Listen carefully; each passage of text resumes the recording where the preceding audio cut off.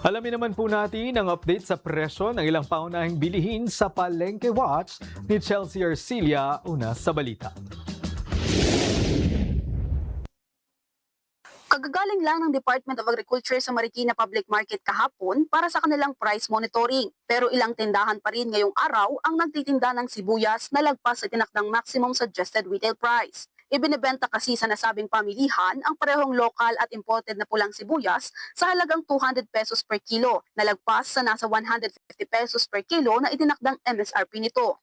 Habang ang puting sibuyas naman ay nagkakahalaga ng 180 pesos per kilo hanggang 200 pesos per kilo, imbes na nasa 120 pesos per kilo lang dapat. Pagdating sa mga karne, gaya ng beef o baka at pork o karning baboy, pasok pa rin naman at mas mababa pa ang mga presyo nito kung ikukumpara sa price range unit na inilabas ng DA sa kanilang website. Nagkakahalaga ng 380 pesos per kilo ang kadera at pangbulalo, habang wala naman tayong nakitang stall ng pork o karning baboy na nagtitinda ng liempo na lagpas pa sa itinakda nitong MSRP na 370 pesos per kilo. Sa ating pag-iikot, mabibili ang pork chop ng 300 per kilo, habang naglalaro sa 320 hanggang 330 pesos per kilo ang pigi at kasim. Bahagya namang mas mataas ang presyo ng karning manok sa nasabing pamilihan kumpara sa inilabas na price range unit ng DA. Sa ngayon, nagkakahalaga ng 240 pesos per kilo ang isang buong manok, habang parehong nasa 260 pesos per kilo ang chicken wings at drumsticks. Nananatili sa 150 pesos per kilo ang tilapia,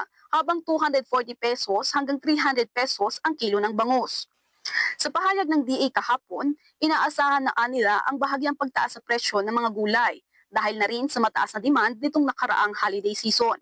Sa ngayon, nasa tig 80 pesos per kilo ang sayote at kalabasa, habang naglalaro sa 150 to 160 pesos per kilo ang carrots na imported at local. Habang mabibili naman ang bawang sa 200 per kilo at 220 per kilo naman ang kamatis. Ang mga nagtitinda pinayuhan ang mga mamimili na magtiyaga sa paghahanap ng stall kung saan sila makakamura, gaya na lang sa mga tindahan na nagtitinda ng nakabalot na siling pula sa halagang 20 pesos, habang 10 pesos naman per tali ang siling green o pangsigang.